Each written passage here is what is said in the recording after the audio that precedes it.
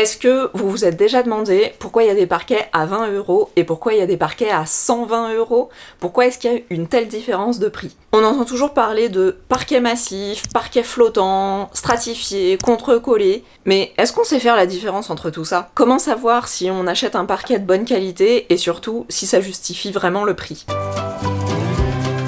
Hello YouTube, vous l'aurez compris, aujourd'hui on va parler parquet. Composition, pose, motif et surtout comment on fait son choix avec tout ce qui existe sur le marché. Déjà, on va commencer par se demander qu'est-ce que c'est qu'un parquet? Le parquet, c'est un assemblage de lames de bois qui forment le plancher d'une pièce. Dans les constructions anciennes, les maisons, les appartements anciens, c'est évidemment du bois massif. Mais à notre époque, chez les revendeurs, dans le commerce, on trouve différents types de parquets. Des parquets en bois, des parquets partiellement en bois et des parquets carrément pas du tout en bois. Le parquet le plus noble, c'est évidemment le parquet en bois massif. Il est composé d'une seule pièce de bois noble et d'une seule essence de bois. En gros, les planches ont été découpées directement à l'intérieur d'un tronc d'arbre. L'avantage du parquet massif, c'est que c'est très beau et très résistant, ça a une très grande durée de vie, parce que comme il est composé uniquement de bois, en fait, il peut être plusieurs fois poncé et rénové, ce qui fait qu'il est très durable. La contrepartie, c'est que du coup, il est beaucoup plus cher que les autres types de parquets. Les autres types de parquets, les parquets un peu nouvelle génération, ça va être du contre-collé ou du semi-massif. Je les mets dans la même catégorie parce qu'ils sont vraiment très ressemblants. C'est toujours des parquets en bois, mais ils vont être composés de plusieurs couches. La couche du dessus, celle qu'on va voir quand il est posé au sol,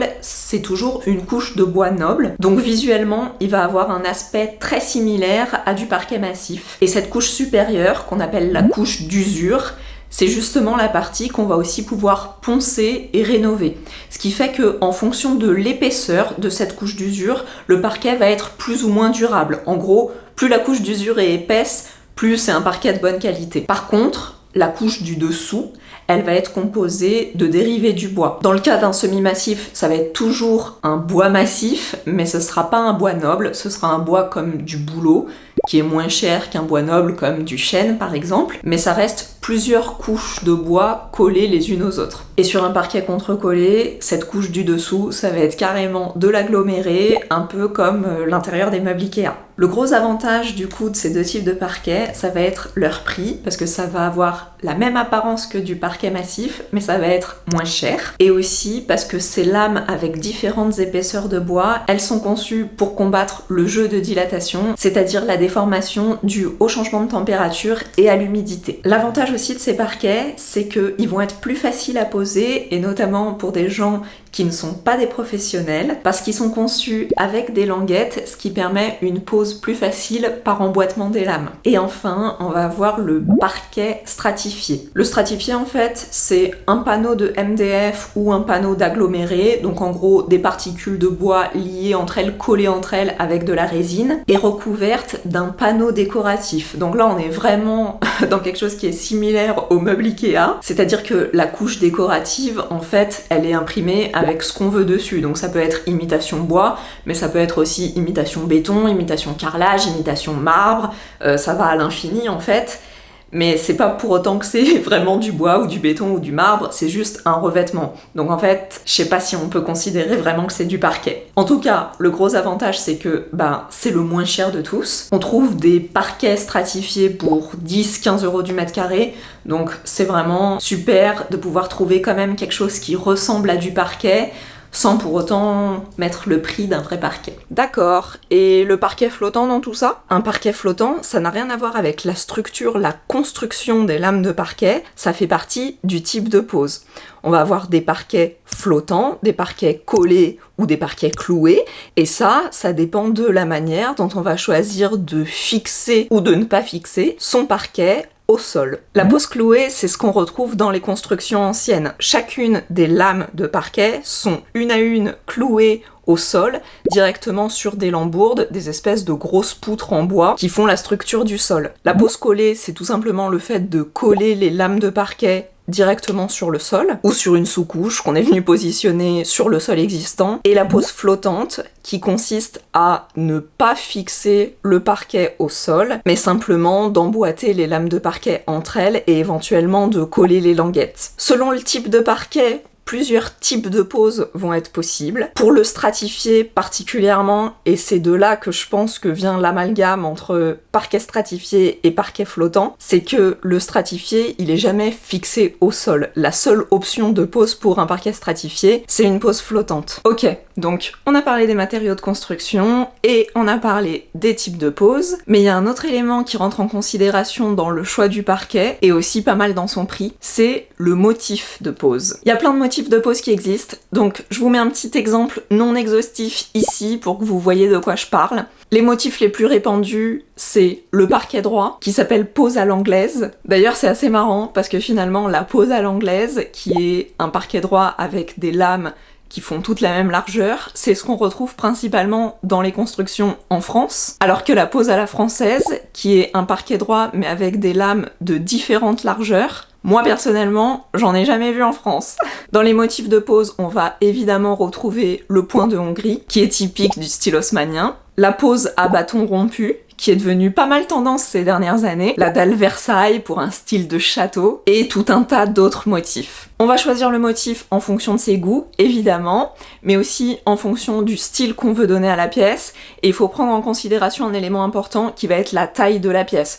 Sur des grandes pièces, on peut se permettre plus de folie. À moins de faire son parquet soi-même, le parquet qu'on va acheter chez les fabricants ou les revendeurs, il va être directement conçu pour le motif de pose. C'est pas à nous de recouper les lames en fonction du motif qu'on a choisi. Il y a des motifs qui vont être plus chers à fabriquer, donc forcément, en fonction du motif choisi, le prix diffère, et plus un motif va être compliqué à fabriquer, et plus le prix au mètre carré du parquet va être élevé. Un parquet cheron va coûter plus cher qu'un parquet droit, et évidemment, plus le motif est compliqué, et plus la pose va être compliquée. Et ça aussi, il faut le prendre en considération. Alors quand on le fait nous-mêmes, bah forcément ça demande plus de travail et plus de temps parce que c'est plus long à poser. Et quand on va le faire poser par un artisan, et bah forcément la main d'œuvre va coûter plus cher, donc un artisan va demander plus d'argent pour poser un point de Hongrie qu'un parquet droit. Après tout ça, vient ensuite le choix de l'essence de bois. Ici encore, ça va dépendre du style qu'on veut donner à son intérieur et de son budget, mais dans tous les cas, il faut que ce soit une essence de bois noble, un bois qui soit dur, qui soit résistant au choc. Pour un côté traditionnel, on va choisir plutôt du chêne, du châtaignier, du hêtre, et si on veut quelque chose de plus moderne, de plus original, on va plutôt choisir des bois exotiques. En plus, ils offrent un large panel de couleurs, mais les bois exotiques, ils sont aussi plus chers. Il y a des parquets qui vont être vendus bruts, mais dans la plupart des cas, les parquets qu'on va trouver dans le commerce, ils sont déjà traités. Il y a déjà une couche de revêtement qui a été appliquée sur le parquet. Le revêtement, ça va servir à protéger le bois contre les taches, l'usure,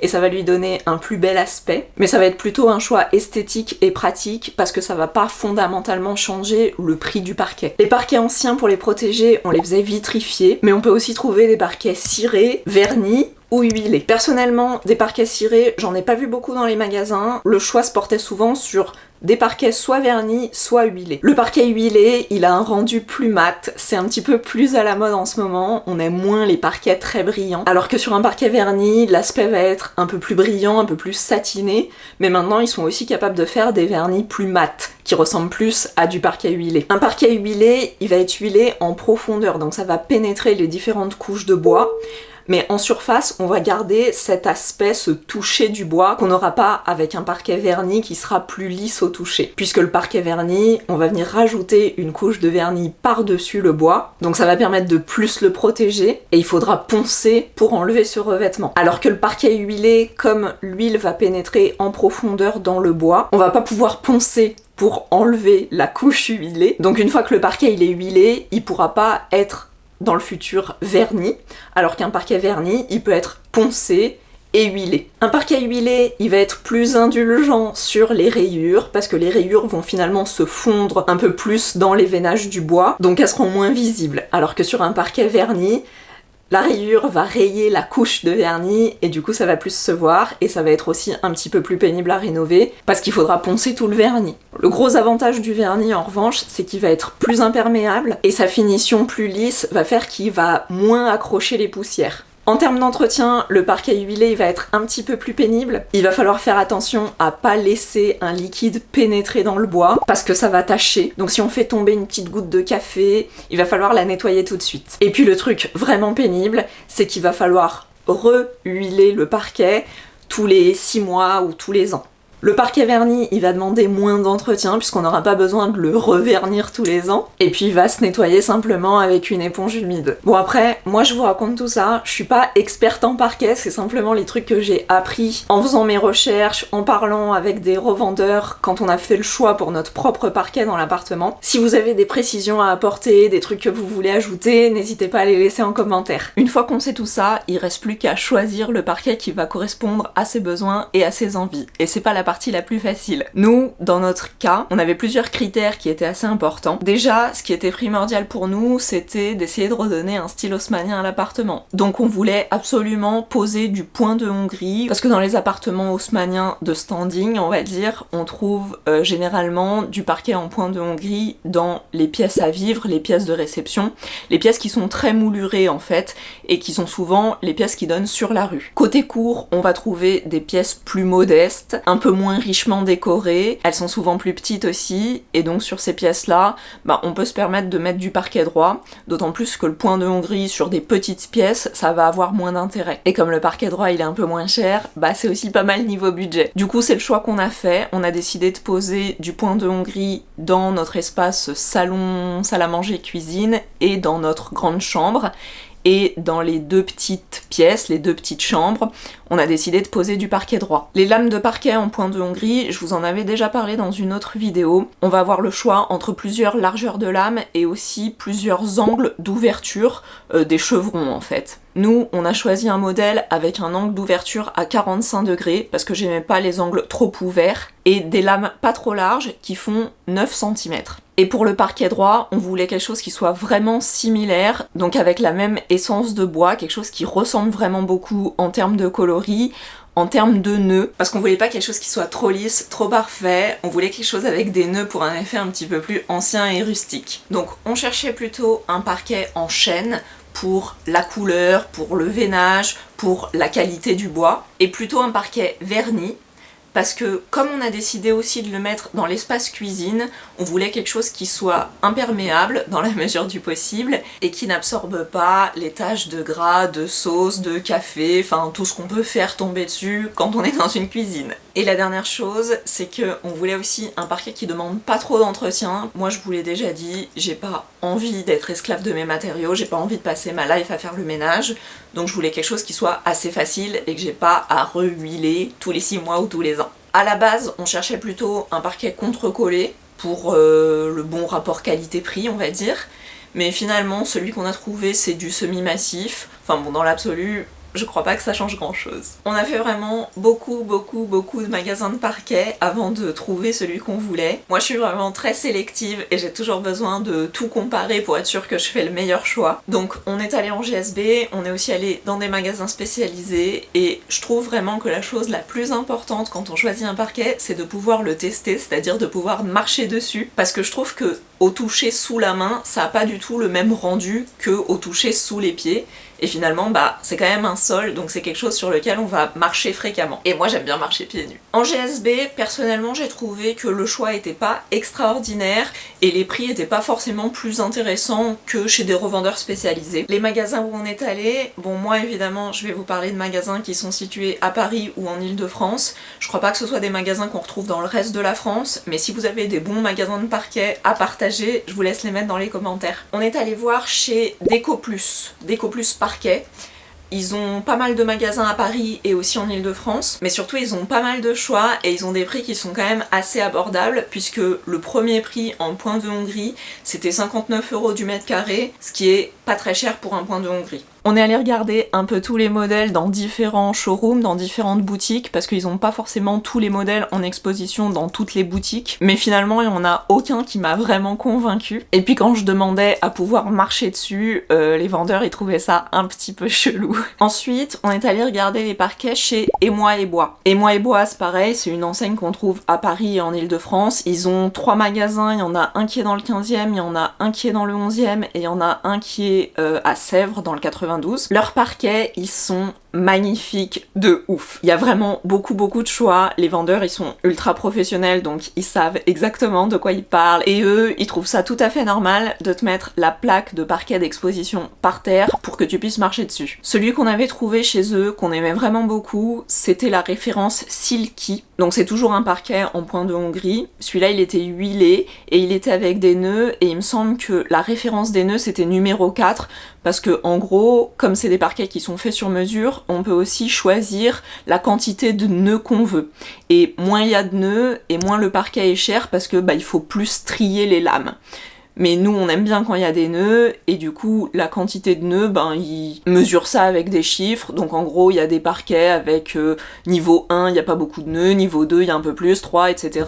Et nous ce qu'on aimait bien c'était niveau 4. Bon par contre ce parquet il coûtait quand même 150 € du mètre carré donc c'était vraiment un gros budget.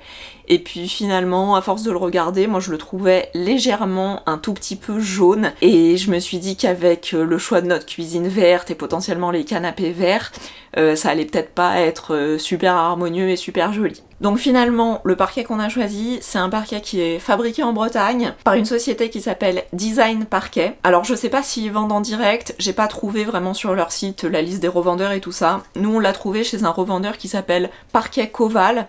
C'est une boutique indépendante qui se situe dans le 11e à côté de la place de la Bastille. Au moment où on l'a acheté, il était exposé à l'étage de la boutique, je sais pas si c'est toujours le cas. En tout cas, quand on l'a vu, on a vraiment flashé dessus. Évidemment, j'ai retiré mes chaussures, je suis allée marcher pour voir et sous les pieds, il était vraiment hyper agréable. Du coup, on a fait faire un devis et c'était la patronne qui était là qui nous a fait le devis. Et qui m'a dit mais est-ce que vous êtes allé marcher dessus pour voir parce qu'il est vraiment très agréable au toucher sous le pied, etc. Et quand elle m'a dit ça, j'ai su que c'était la bonne. Le parquet qu'on a choisi, vous avez été super nombreux à me demander la référence, à me demander où est-ce qu'on l'avait acheté. Alors la référence exacte, je l'ai pas sous la main, je verrai si j'arrive à retrouver, parce que tout est encore dans les cartons. Donc j'ai plus le prix exact en tête, mais je crois que c'était un peu au-dessus de 100 €, 106 peut-être, 106 € du mètre carré pour le point de Hongrie. Et on a pu faire fabriquer exactement la même référence de ce parquet qu'on a choisi, mais en parquet droit. Donc pour avoir exactement tout pareil, en fait, la même teinte, le parquet verni, la même quantité de nœuds, les languettes pour emboîter, enfin vraiment exactement le même parquet. Et le parquet droit, il est un petit peu moins cher, pareil, je sais plus exactement le prix, mais il me semble que c'était autour des 70 € du mètre carré. Donc en termes de budget total, on est quand même sur un gros truc, puisque le budget parquet, en gros, c'est notre deuxième plus gros poste, après le changement des fenêtres. D'ailleurs, j'ai fait une vidéo du même type sur le choix des fenêtres, et si vous voulez voir le rendu du parquet posé, on l'a déjà posé dans la chambre, la vidéo est juste là. Et pour ce qui est de la pose dans le salon, je vous retrouve à la prochaine vidéo. Bisous!